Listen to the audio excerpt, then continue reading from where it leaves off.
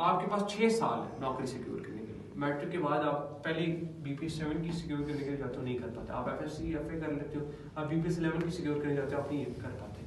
2 साल आपको हो गए, 2 साल का एक्सपीरियंस है आपका। फिर उसके बाद अगले 4 साल जो आप डिग्री कर रहे हैं उसमें आपने इसकी कोशिश करते रहना है कंसिस्टेंटली। जो पोस्ट आएगी उस पर आपने अप्लाई करना है, एग्जाम देना है, ठीक है। आप क्या होगा, ज़्यादा से ज़्यादा फेल हो जाओगे, लेकिन आपके पास क्या आ जाएगी, एक्सपीरियंस आ जाएगा, आपको पता चल जाएगा कि कैसे जॉब सिक्योर करनी है, ठीक है। फिर जब आप 4 साल की डिग्री करोगे तो आप तैयार बैठे होगे, ठीक है। आपको पता होगा कि भागने से पहले मैंने कौन सा स्टांस लेना है, ठीक है। रेस लगने वाली है, इस रेस में मैं इस तरह स्टांस लूंगा, पिछले पैर को इस तरह पुश करूंगा तो मेरा स्टार्ट बहुत अच्छा होगा और मैं सारे से आगे निकल जाऊंगा, ठीक है। तो बेसिकली ये एक रेस समझ आ गई, क्या समझ आई? जॉब सिक्योर करने के लिए अगर आपने गवर्नमेंट की जॉब सिक्योर कर दी है तो आपकी एटलीस्ट जिंदगी जो है वो अच्छी गुजर जाएगी, ठीक है। क्योंकि हर मंथ के एंड पे आपके फिक्स सैलरी आ जाएगी, ठीक है। बाकी जो है बिजनेस की जब तक बात रही, बिजनेस अगर आपके अब्बा अमीर है, आपके पास कैपिटल है तो आप बिजनेस की तरफ जाए, लेकिन अगर नहीं है तो फिर आप जॉब सिक्योर करें, ठीक है। और वो भी गवर्नमेंट जॉब, इसका आपको बड़ा फायदा होगा, ठीक है। बाकी रुकना नहीं है कभी भी। ये जॉब सिक्योर होगी 40-50 हज़ार आगे तो ये मत सोचिएगा कि मैं रुक जाऊंगा। अगर आप अपनी 20s में आपको ये जॉब मिल गई या ये वाली मिल गई और आप रुक गए तो सारी जिंदगी का स्टॉप लग जाएगा। क्योंकि 20s में बंदे के पास इतना पोटेंशियल होता है कि वो अपनी नौकरी के साथ एक और काम कर सके, ठीक है, डिग्री कर सके। अगर आप 30s में चले गए तो आप रेड ओवर हो जाएंगे, आप कहेंगे यार हर महीने पैसे आ जाते हैं, मुझे क्या जरूरत है मेहनत करने के। लेकिन जवान जो होता है ना, जवान के अंदर मोटिवेशन होती है, डिसिप्लिन होता है, ठीक है, जो सबसे बड़ी चीज है, ठीक है। इसको आप कैरी ऑन करेंगे थ्रू आउट अपने लाइफस्टाइल के साथ हिस्सा बना लेंगे तो आप सारी जिंदगी तरक्की करते करते करते करते करते आगे इस ग्रेड तक पहुंच सकते हैं, ठीक है। अब पिंडी के जो कमिश्नर है ना वो रैंकर था, कमिश्नर 20 या 21 ग्रेड का होता है, इन दोनों ग्रेड में कमिश्नर रखते हैं। अब वो चीफ कमिश्नर था तो वो मोस्ट प्रोबेबली 21 ग्रेड का होगा, लेकिन आपको पता है वो रैंकर था। उसने ना CSS किया था ना BMS किया था, जो चीफ मैं जिसने अभी बयान दिया कि इलेक्शन मैंने रिग करवाए हैं, ठीक है। वो भर्ती हुआ था या तो इस ग्रेड पे या फिर इस ग्रेड में। इस ग्रेड में नायब तहसीलदार भर्ती हुआ या तहसीलदार, इससे आगे प्रमोट हो के वो इस रैंक तक पहुंचे। अब चीफ कमिश्नर कितना बड़ा होता है, पूरा पिंडी डिवीजन है, सारे इजला उसके अंडर आते हैं। 4 जिले हैं पिंडी डिवीजन के, मरी का जिला जो है वो भी पिंडी डिवीजन के अंडर आता है, पिंडी का आता है, ठीक है। फिर उसके बाद गुजर खान का भी जिला मेरे ख्याल से पिंडी डिवीजन के अंडर आता है, अटक भी पिंडी के अंदर आता है, ऐसे है ना। तो फिर आप मुझे बताओ कि आप उसने क्या किया होगा, उसने यहाँ तक डिग्री से ये सिक्योर की होगी जॉब उस दौर में, जो उसका दौर था उस दौर पे FSC FA चाहिए होती थी, लेकिन अब इसके लिए आपको एटलीस्ट एसोसिएट डिग्री आपके पास होना मस्ट हो। एसोसिएट डिग्री क्या है, 14 ईयर्स ऑफ एजुकेशन, ठीक है। 14 ईयर्स ऑफ एजुकेशन यानी FSC के बाद आपने 2 साल कोई भी डिग्री ली, ठीक है। अब वो अपने ले ली, उसने ये सिक्योर किया, उसके बाद उसने क्या किया होगा, 2 साल का मास्टर्स कर लिया होगा। उस वक्त में 2 साल का मास्टर्स होता था BA के बाद, अब एसोसिएट डिग्री है या आप 4 साल का BS है, ठीक है। आपके पास ये वाला बात है, आपने एसोसिएट लेनी है या आपने BS करना है तो आपके पास कितनी आ जाएगी, 16 ईयर्स ऑफ एजुकेशन। आप कोशिश करें कि सबसे पहले आप नौकरी सिक्योर करें, इस लेवल पे करें या इस लेवल पे करें, ठीक है। अगर इस लेवल पे आप करते हैं तो फिर तो बहुत अच्छी बात है, आप आसानी से इस ग्रेड तक पहुंच जाएंगे। और 21 grade I think so it is more than enough, ठीक है। 22वां ग्रेड जो है ना वो बहुत कम, पाकिस्तान की जो क्रीम होती है ना ब्यूरोक्रेसी में वो 22 ग्रेड तक पहुंचती है। 22 ग्रेड आखिरी ग्रेड होता है, इससे ऊपर जो ग्रेड बनता है वो प्रेसिडेंट का बनता है या प्राइम मिनिस्टर का भी 21वां ग्रेड होता है, ठीक है। 22वां होता है, सॉरी 22वां ग्रेड प्राइम मिनिस्टर का होता है और चीफ ऑफ आर्मी स्टाफ का भी आपके 22वां ग्रेड होता है। और जितने फुल जनरल्स होते हैं 22वें ग्रेड में होते हैं। खाली फर्क उनका क्या आता है, अपॉइंटमेंट का फर्क आ जाता है। अपॉइंटमेंट क्या होती है, एक 22वें ग्रेड में ऑफिसर है, फुल जनरल है, उसको एक को चीफ ऑफ आर्मी स्टाफ लगा दिया, एक को कोर कमांडर लगा दिया, ठीक है। अब पावर का कितना फर्क है, एक चीफ ऑफ आर्मी स्टाफ है पूरी फौज को कमांड, एक कोर कमांडर है एक कोर को कमांड कर रहा है। पाकिस्तान में 5-6 कोर्स हैं, ठीक है, फौज के। अब कोर कमांड कर रहे हैं और जो चीफ है इसकी अपॉइंटमेंट का फर्क है। अब कमिश्नर पिंडी है और चीफ कमिश्नर पिंडी है, उसमें क्या फर्क है। कमिश्नर पिंडी होगा जो पिंडी डिस्ट्रिक्ट का कमिश्नर होगा, ठीक है, सिटी पिंडी का कमिश्नर होगा। लेकिन चीफ कमिश्नर जो है जितने जिला उस डिवीजन के अंदर आते हैं सब का कमिश्नर होगा। ग्रेड उनका बेशक सेम हो लेकिन अपॉइंटमेंट उनकी अलग है, ठीक है। अब असिस्टेंट कमिश्नर है, एक तहसील का असिस्टेंट कमिश्नर है और एक रेवेन्यू का असिस्टेंट कमिश्नर है। रेवेन्यू का असिस्टेंट कमिश्नर जो है वो रेवेन्यू के मामला को हैंडल कर। रेवेन्यू का मामला कौन से होते हैं? आमदन, ठीक है। जबकि एक जनरल असिस्टेंट कमिश्नर जो है 17वें ग्रेड में, वो जुडिशियल मजिस्ट्रेट भी है क्लास 1 का, ठीक है। वो प्राइस रेट कंट्रोल मजिस्ट्रेट भी है, वो एडमिनिस्ट्रेटर भी है और वो रेवेन्यू को कलेक्ट करने वाला भी है, रेवेन्यू कलेक्टर, ठीक है। पुराने जमाने में असिस्टेंट कमिश्नर को असिस्टेंट कलेक्टर का नाम दिया गया था, अब जाके असिस्टेंट कमिश्नर अब कहते हैं, पहले डिस्ट्रिक्ट कलेक्टर्स होते थे आपके, ठीक है। समझ आ गई है? नॉलेज, मैथ्स, उसके अलावा आपका आता है everyday science. Everyday science, everyday science में मैं आपको बताऊं क्या होता है। ये आपका होगा करंट अफेयर्स, ये आपका अखबार से तैयार होगा, ये आपका पाकिस्तान स्टडीज की किताब से, ये भी आपका अखबार से और रोजाना खबर से तैयार होगा। ये आपका मैथमेटिक्स से हो गया। ये जो है ना, ये आपकी बेसिक फिजिक्स,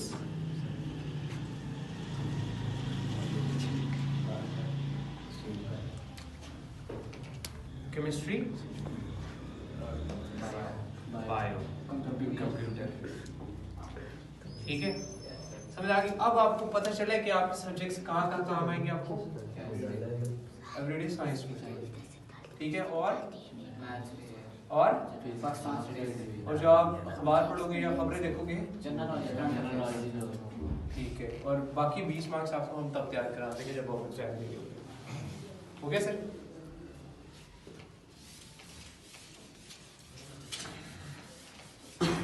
अब आपको मैं बताता हूँ कि आप प्रमोट होके कहाँ तक जा सकते हैं, किस पोस्ट पे रिक्रूट हो। लेट्स सपोज एक बंदा कांस्टेबल हुआ है, ठीक है, जिसका BPS 7, ठीक है। वो अगर अच्छा है, मतलब काम अच्छा करता है, मेहनती बंदा है, तो वो आगे 17 पे जाके रिटायर हो सकता है आराम से, which is DSP, deputy superintendent of police. ये इंतहा है इस रैंक की, ठीक है। अगर बंदा डेडिकेटेड है, काम अच्छा करता है, ठीक है। अब उसके बाद आता है ASI, ठीक है, जिसका BPS है 11। अब ASI जो है ना, वो 19वें ग्रेड पे जाके रिटायर होता है अगर वो काम सही करे। मैं आपको एग्जांपल्स कोट कर सकता हूँ, आप जाके सर्च कीजिएगा। DPO मियाँ वाले डिस्ट्रिक्ट पुलिस ऑफिसर होते हैं, पूरे जिले की पुलिस उसके अंडर होती है। ट्रैफिक पुलिस, आपकी एलीट पुलिस, आपकी SSU, SPU special Punjab unit, आपकी नॉर्मल पुलिस थाने वाली जो होती है, आपकी डॉल्फिन फोर्स, ये सारी उसके अंडर आती है, ठीक है। 1900 उसका ग्रेड होता है, SSP उसका रैंक होता है, ठीक है। और अपॉइंटमेंट जो उसकी होती है DPO की होती है, डिस्ट्रिक्ट पुलिस ऑफिसर, ठीक है। SSP मतीउल्लाह, आपने जाके सर्च करना है SSP मतीउल्लाह खान। ये बंदा ASI भर्ती हुआ था और इस वक्त DPO है, ठीक है। और ऐसी बेशुमार एग्जांपल्स है। SSP चौधरी असलम, काफी मशहूर नाम है कराची का। SSP उमर वर्क है, ठीक है। ऐसे ही बेतहाशा अनगिनत नाम है जो कि ASI रिक्रूट हुए थे और SSP के इस वक्त, सिर्फ इस वजह से कि वो काम अच्छा करते थे। वो क्या करते थे? चोर डाकू पकड़ते थे, जो बड़े बड़े गैंग्स थे उनके सरगनों को पकड़ते थे, उनके गैंग्स को तोड़ते थे, डिसम्बल करते थे, ठीक है। और मुल्क का लॉ एंड ऑर्डर मेंटेन करते थे, ठीक है। फिर उसके बाद ASI के बाद रिक्रूटमेंट होती है पुलिस में, कांस्टेबल, ASI और ASP पे रिक्रूटमेंट होती है, ठीक है। सब इंस्पेक्टर पे होती है, लेकिन सब इंस्पेक्टर पे बहुत कम होती है। हर 3-4 साल बाद सब इंस्पेक्टर की पोस्टें आती हैं और थोड़ी सी पोस्टें आती हैं, ठीक है। सब इंस्पेक्टर का ग्रेड होगा 14, ठीक है। और इसकी अपॉइंटमेंट ये ऊपर जाता है, किस रैंक तक जाएगा? SSP से ऊपर कौन सा रैंक होता है, किसी को पता है? DIG। DIG क्या होता है? Deputy inspector general. IG किसको कहते हैं? IG किसको कहते हैं? Inspector general. और ये क्या होता है? Deputy inspector general. इसका ग्रेड क्या होता है? 60। इसका ग्रेड क्या था? इसका grade DIG, deputy inspector general. अब डिप्टी इंस्पेक्टर जनरल होते हैं ना, वो पूरे सूबे के डिपार्टमेंट्स को हेड करते हैं। जैसे कि हम सुनते हैं DIG ऑपरेशन, ठीक है, DIG इन्वेस्टिगेशन, ये पूरे सूबे के जो डिपार्टमेंट है ना इन्वेस्टिगेशन का डिपार्टमेंट, वो हेड करता है, या ऑपरेशन का डिपार्टमेंट हेड करता है। ठीक है, समझ आ गई। अब ये ऊपर जा सकता है DIG तक, उसके अलावा ASPs आते हैं 17 में, करेक्ट, ये आते हैं CSS के थ्रू, ये FPSC के थ्रू आते हैं, फेडरल प्रोसेसर। अभी हम आपको यहाँ तक पढ़ाते हैं, ये नहीं पढ़ाते क्योंकि ये FPSC के, ये बाद में किसी दिन आपको पढ़ाएंगे, ये बहुत लंबा टॉपिक है। ये समझ आ गई यहाँ तक सारों को? अब इसके लिए क्वालिफिकेशंस मैंने जो बताई थी, याद है आप लोग को? इसके लिए कौन सी क्वालिफिकेशन चाहिए? इसके लिए और इसके लिए 2 years ग्रेजुएशन, या 4 year हो 2 year हो, दोनों ही की बात है। ठीक है, लेकिन इससे ऊपर जाने के लिए, ऊपर डायरेक्ट रिक्रूट होने के लिए आपको कौन सी चाहिए क्वालिफिकेशन? हाँ 16 years, ठीक है, जो कि BS है, बैचलर है 4 साल वाला। ठीक है, अब सैलरी पे आ जाते हैं। इसकी सैलरी तो मैंने इनकी तो आपको बता दी थी, अब इनकी सैलरी हम देखते हैं। इसको 100 to क्या बताई थी? 150K। ठीक है, और इसकी कितनी होती है? 300 to 350K। इसके साथ अभी खाली बेसिक सैलरी मैं आपको बता रहा हूँ जो तनख्वाह आपको मिलेगी। बाकी इसको घर, गाड़ी, फ्लीट, पैरा, ठीक है, गार्ड्स, अलग सारा कुछ मिलता है। ठीक है, और DIG का भी यही सीन होता है। DIG की तकरीबन 4 लाख से 4.5 लाख तनख्वाह होती है। ठीक है, समझ आ गई? जॉब किसके थ्रू मिलेगी? PPSC। PPSC का क्या है? 100 MCQs का पेपर है। ठीक है, 100 MCQs का पेपर किस तरह आएगा? मैट्रिक / FSC या FA करके, किस तरह? सही तरह करके। FSC आपने किस तरह करनी है, मैट्रिक किस तरह करनी है? प्रेप। ठीक है, प्रेप का मतलब है अपनी प्रिपरेशन जो आप करते हैं। ठीक है, प्रिपेयर करनी है मैट्रिक, आपने क्या करना है सबसे पहले?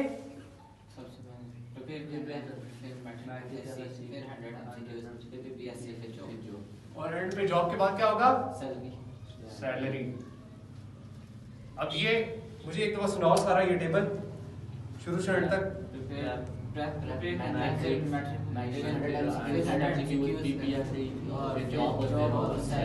अब देखो ये आपको किस तरह मैंने लिंक करके सारा दिखाया, तो आपको एक वर्ड से याद हो गया होगा सारा। सैलरी कैसे हासिल करनी है, आप नीचे से मुझे शुरू से ऊपर तक इस तरह चीजों को लिंक करके याद। ठीक है, सबसे आसान तरीका ये याद करने का कि चीजों को लिंक करो। निमोनिक्स का पता है आपको? पीरियोडिक टेबल पढ़ रहे हो ना? हाल ही ने की रब से फरियाद। पीरियोडिक टेबल का किसने पढ़ा? हाल ही ने की रब से फरियाद। निमोनिक आपको मैं बताता हूँ। हाल ही ने की रब से फरियाद, पीरियोडिक टेबल की जो पहली लाइन है 9th की केमिस्ट्री किताब खोलो, जल्दी खोलो, जल्दी करो, जल्दी जल्दी जल्दी।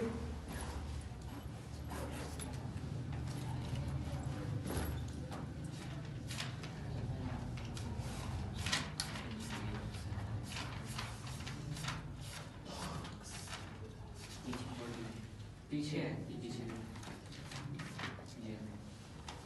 अब ये देखो सारे, हा ली ने की रब से फरियाद। अब आपको क्या याद है? वो हाइड्रोजन, हा से हाइड्रोजन, ली लिथियम, ने सोडियम, पोटेशियम, रब रुबिडियम। ठीक है, रब से फरियाद, फ्रेंशियम। अब आपको पहली लाइन याद होगी निमोनिक्स से। इस तरह आपने लिंक करके याद करना है चीजों को, निमोनिक्स बना के। बायोलॉजी कौन कौन पढ़ रहे हैं? आप इसको भी पढ़ा तो हाथ खड़ा कर दे। आप वो पढ़ रही हो, क्या कहती है, माइटोसिस मियोसिस, माइटोसिस मियोसिस पढ़ रही हो ना? अब माइटोसिस 1 जो होता है उसमें मैं आपको सिंपल सी एग्जांपल देता हूँ कि उसके कितने स्टेजेस होते हैं, फेजेस होती है ना, स्टेजेस जिसको हम कहते हैं। अब वो हमने याद किया हुआ था PMA ट्रेनिंग से। ठीक है, किस तरह?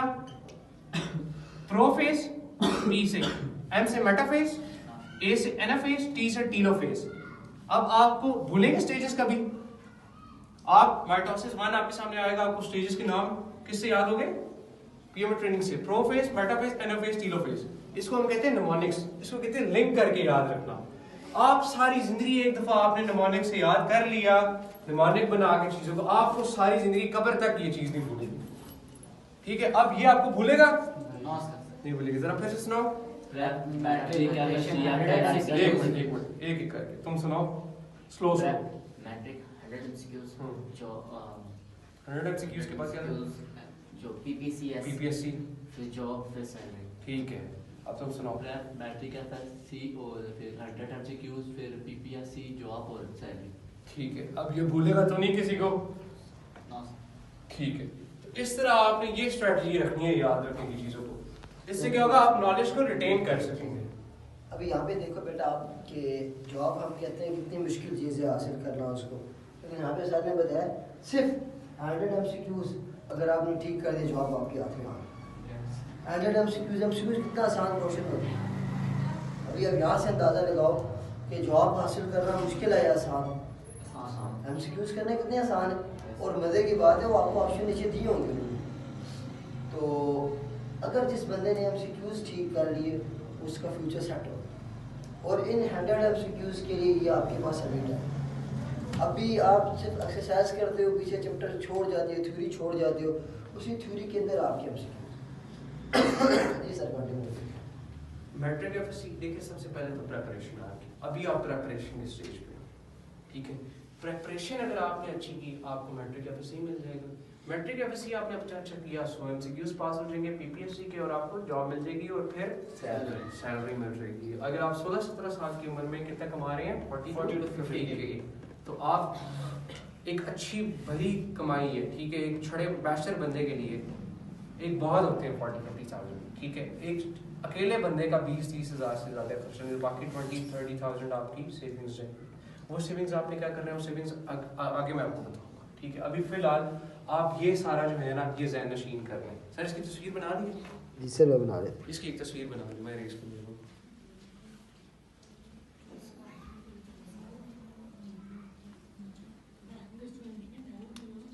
टाइम निकल गया 8, स्कूल का कितना निकल गया 6 और आपकी एकेडमी का कितना निकल गया 6 बजे। एक फिगर बताओ दोनों में तीनों मिलके एक फिगर बताओ 6 घंटे। ठीक है पीछे कितने रह गए आपके पास? 4 घंटे रह गए। 4 घंटे रह गए। ठीक है रिमेनिंग 4 घंटे रह गए। 4 घंटे में से 2 घंटे आप निकाल लें अपने खेलने के, खाने पीने के, कपड़े बदलने के, बाकी चीजों के। ठीक है यानी चोर्स जो आपने करने हैं बाकी 2 घंटे बाकी और कितने घंटे रह गए 2 घंटे। ठीक है 2 घंटे रह गए। अब उस 2 घंटे में आपने क्या करना है उस 2 घंटे में पढ़ाई करनी। ठीक है 2 घंटे प्रेप होगी आपकी।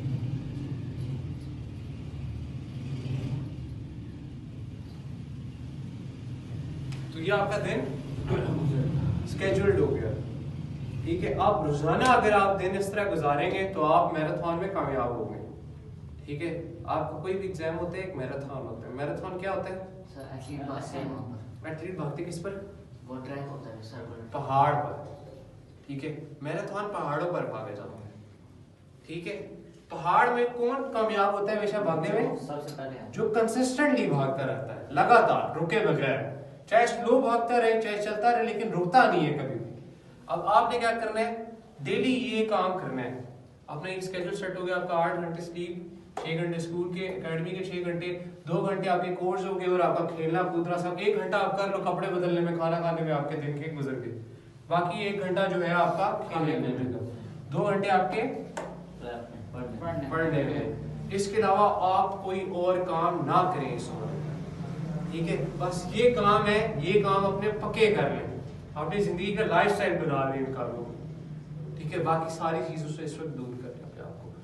2 घंटे आपको है ना दिए हैं। ठीक है उसमें से 1 घंटे आपका लेजर टाइम है, उसमें आप जो मर्जी करना है, खेलना है, कूदना है, कोई मूवी देखनी है, जो करना है करें। ठीक है 1 घंटा बहुत होता है दिन में आपके पास लेजर टाइम के लिए और 1 घंटा लेजर लाजमी करना है।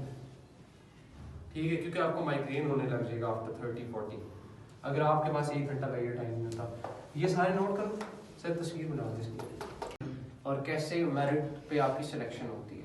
ठीक है अब हर सीट जो है ना उस पे मुख्तलिफ सीटें आती हैं। एक ओपन मेरिट की होती है जिसमें सारे कंप्लीट कर रहे होते हैं, सारे उसके एग्जाम दे रहे होते हैं।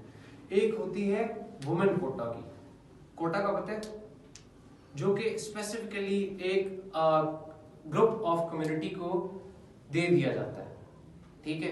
कि फॉर एग्जांपल 20 सीटें हैं, 20 में से 10 ओपन मेरिट की होगी जिसपे लड़के लड़कियां सब कंप्लीट करेंगे। 10 सीटें जो हैं वो औरतों के लिए रिजर्व होगी, यानी सिर्फ उस पे औरतें ही सिलेक्ट करेंगे, वो और किसी को नहीं करेंगे सिलेक्ट। तो आप ओपन मेरिट में भी कम्पीट कर रही होंगी और आप रिजर्व कोटा पे भी 10 सीटों पे।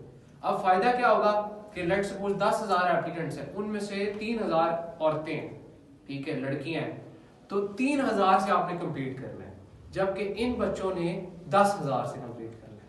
तो आपके लिए जॉब सिक्योर करना बहुत आसान हो जाता है, ठीक है। अब गवर्नमेंट ने ये क्यों किया है? क्योंकि हमारे मुआशरे में औरतों की तालीम पे इतने पैसे नहीं लगाए जाते, उनको इतनी रिप्रेजेंटेशन नहीं मिलती, इसलिए गवर्नमेंट ने उनके लिए रिजर्व सीट्स रखी हैं हर जगह पर। इवन कि CSS आप करती हैं, आप PMS करती हैं, या कोई भी गवर्नमेंट जॉब लेने जाती हैं, तो आपके लिए रिजर्व सीट्स होती हैं, तो आपके लिए जॉब सिक्योर करना आसान हो जाता है। लेट्स सपोज 100 में से इन्होंने 80-90 पे अगर सिलेक्ट होना है ना, आप 60-70 मार्क्स सिक्योर करके सिलेक्ट हो सकते हैं, जॉब आप ले सकते हैं। समझ आ गई? अब आते हैं क्वालिफिकेशन पे। आपकी बेसिक क्वालिफिकेशन पहली है मैट्रिक, ठीक है। दूसरी है FSC या FA, ठीक है। मैट्रिक के अगेंस्ट आपको कौन सा ग्रेड मिलता है? BPS 7। और इसकी पोस्ट होती है वो पुलिस में, मैंने बताई थी अभी। क्या होती है पोस्ट? हवलदार, कांस्टेबल। इसकी सैलरी होती है 40 to 50K। 40 to 50K। K1000 को कहते हैं, ठीक है। Yes, sir।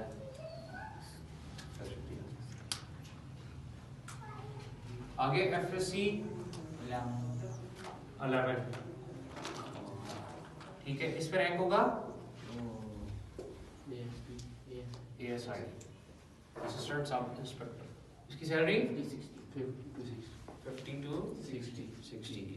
ये आपको खाली तनख्वाह मैं बता रहा हूँ, बाकी इसके अलावा घर का रेंट आपको अलग मिलता है, घर का रेंट अलग, ठीक है।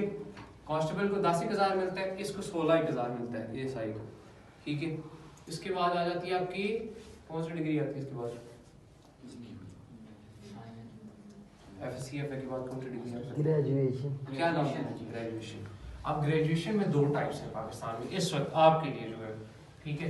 एक ग्रेजुएशन है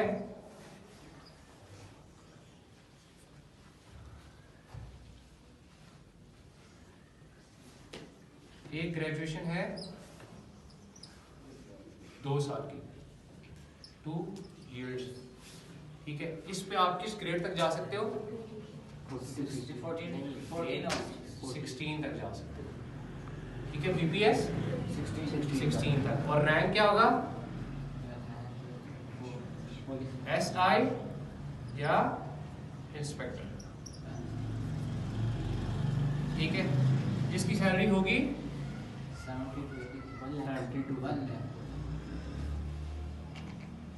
70 to 90K,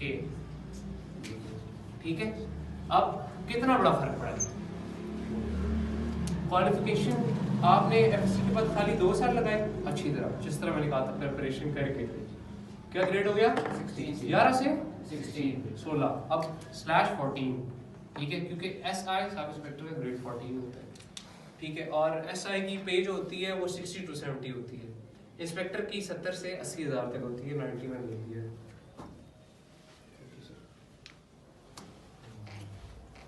ठीक है। आगे उसके बाद आपकी आती है 4 साल की ग्रेजुएशन।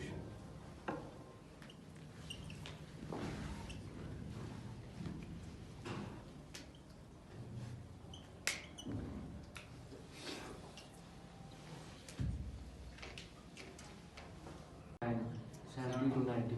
17, ठीक है। डायरेक्ट आप 17 पे रिक्रूट हो सकते हैं आफ्टर ग्रेजुएशन, ठीक है। और इस पे आपका रैंक क्या होगा? असिस्टेंट डायरेक्टर या बोलो ASP पुलिस, ठीक है। जिसकी स्टार्टिंग सैलरी क्या होगी? 100K to 150K, ठीक है, स्टार्टिंग सैलरी। और इसको गाड़ी भी मिलती है, पेट्रोल भी मिलता है गाड़ी का, घर भी मिलता है, घर ना मिले तो उसको रेंट मिलता है 40 to 50,000, 40 से 50,000 जो यहाँ पे तनख्वाह है वो यहाँ पे रेंट मिलता है, ठीक है। बाकी आगे आपके प्रमोशंस होते हैं, ठीक है। 17 से आगे आप 18 में आते हो। अगर आप, मैं आपको अब स्पेसिफिकली समझा, इस तरह इसकी तस्वीर बनाऊँ,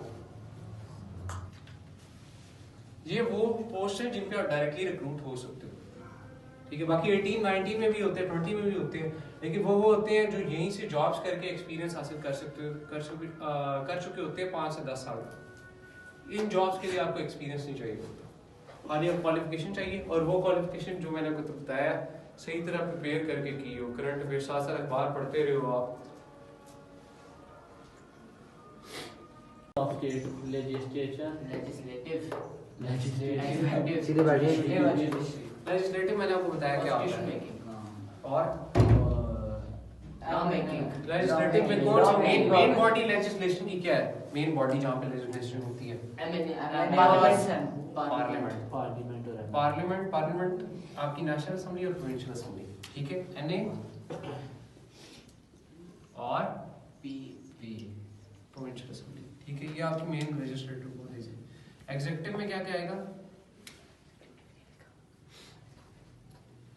executive,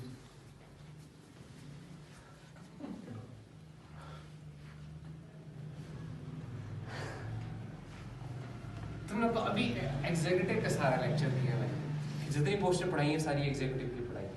मुल्क को क्या करते हैं एग्जीक्यूटिव, क्या करते हैं? मुल्क को चलाते हैं। तो एड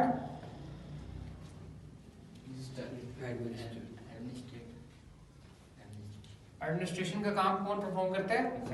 एग्जीक्यूटिव। इसमें आपकी पुलिस आ गई, ठीक है, आपके एडमिनिस्ट्रेटर आ गए, एसी आपका, डीसी, ठीक है, आपके वो एफबीआर के असिस्टेंट कमिश्नर आ गए जो कि टैक्स कलेक्ट करते हैं आपका, ठीक है। और उसके अलावा आपके सेक्रेटरीज आ गए,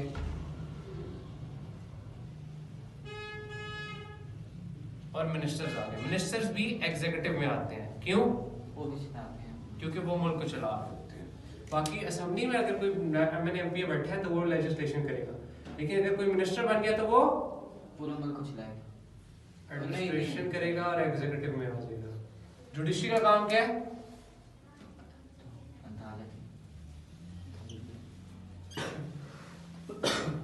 अच्छा एक ये लॉ बनाती है, ठीक है, लॉ मेकिंग करती है। ये लॉ को इम्प्लीमेंट करते हैं एग्जीक्यूटिव, इस लॉ को, जो इस लॉ ने इसने लॉ बनाया।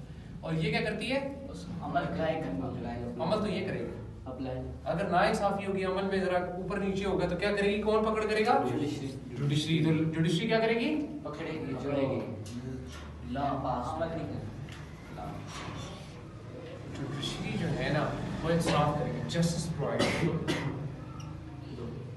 According to law made by legislation. इनका काम है लॉ बनाना, इनका काम है उस लॉ को अमल करना। अगर अमल में नाइंसाफी हो जाती है, कोई नहीं कर रहा सही तरह अमल, तो जुडिशरी जस्टिस इंसाफ प्रोवाइड करेगी कि भाईजान ये आपकी लॉ मेकिंग हुई है, आप क्या कर रहे हैं, ठीक है। तो हम किस में जा रहे हैं? एग्जीक्यूटिव में। आप समझ आ गई है? एग्जीक्यूटिव में कौन कौन से डिपार्टमेंट्स आते हैं? Administration, police, AC DC, FBR, secretary, minister, सारे जितने आपके एम्प्लॉयज हैं ना पाकिस्तान हुकूमत के, ठीक है, जुडिशरी के अलावा, वो सारे एग्जीक्यूटिव में आते हैं एम्प्लॉयज, ठीक है। एमएनए एमपीएस जो है वो इलेक्टेड पर्सनल्स होते हैं लॉ मेकिंग के, वो एम्प्लॉयज नहीं होते, ठीक है, वो रिप्रेजेंटेटिव्स होते हैं। एम्प्लॉयज कौन है? जो नौकरी हासिल करके आते हैं एडमिनिस्ट्रेशन करने के लिए, मुल्क को चला। हम क्या कहते हैं? हम कहते हैं हम नौकरी लेते हैं, गवर्नमेंट जॉब लेते हैं, हम मुल्क को सर्व करते हैं। किस तरह करते हैं? एडमिनिस्ट्रेशन, एडमिनिस्ट्रेशन से, ठीक है, समझ आ गई। और जुडिशरी, आपको 3 पिलर्स ऑफ द स्टेट आ गए। अब ये भूलेंगे तो नहीं, नो सर, ठीक है। जुडिशरी में आपके क्या क्या आते हैं? जजेस, कोर्ट्स, सुप्रीम कोर्ट, ठीक है, high court, session court,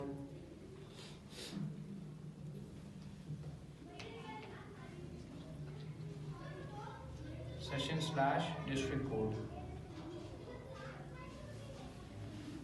tehsil courts भी होती हैं, ठीक है। तो ये सारी कोर्ट्स की टाइप्स हैं। सबसे पहले आप किस कोर्ट में जाते हैं? नीचे से ऊपर जाएंगे। सबसे पहले किस कोर्ट में जाएंगे? तहसील कोर्ट में। फिर उसके बाद किस में जाएंगे? सेशन फिर उसके बाद डिस्ट्रिक्ट डिस्ट्रिक्ट में। फिर उसके बाद एनसी हाई कोर्ट उसके बाद सुप्रीम कोर्ट सुप्रीम कोर्ट। तो सुप्रीम कोर्ट का जो फैसला आता है वो आखिरी फैसला होता है, उस पर अपील नहीं हो सकती। तहसील कोर्ट से फैसला अगर आपके हक में नहीं आया तो आप जाएंगे सेशन कोर्ट, फिर डिस्ट्रीब्यूशन डिस्ट्रिक्ट कोर्ट। फिर उसके बाद अगर वहां से फैसला सही नहीं है अपील करेंगे, वहां से फैसला सही नहीं है अपील करेंगे। और एक और है, सुप्रीम कोर्ट जो फैसला देती है ना वो कानून का हिस्सा बन जाता है, ठीक है। उनके फैसलों को कोर्ट करके आगे जितने कोर्ट्स में फैसले होते हैं तहसील कोर्ट में, वो सुप्रीम कोर्ट के या पुराने किसी कोर्ट, फेडरल कोर्ट पहले कहते हैं सुप्रीम कोर्ट को, जब हमारा आइन 73 का नहीं आया था उससे पहले फेडरल कोर्ट कहते हैं, उनके फैसलों का रेफरेंस दे के वो आगे फैसला देते हैं। अपने से कोई जजमेंट नहीं पास कर सकते, ठीक है। वो कहते हैं कि फलां किताब में फलां लिखा है, इसमें ये फैसला दिया था किसी हाई कोर्ट ने या सुप्रीम कोर्ट ने या सेशन कोर्ट ने या डिस्ट्रिक्ट कोर्ट ने या तहसील कोर्ट का बता, तो हम इसके मुताबिक ये फैसला देंगे, ठीक है। तो किसी भी फैसले, कोई भी फैसला वो देते हैं वो रेफरेंस देता है, उसके बगैर वो फैसला नहीं कर सकता, ठीक है। समझ आ गई? भूलेगा तो नहीं? अब बताओ कितनी बॉडीज है स्टेट की? 3 नाम बताओ।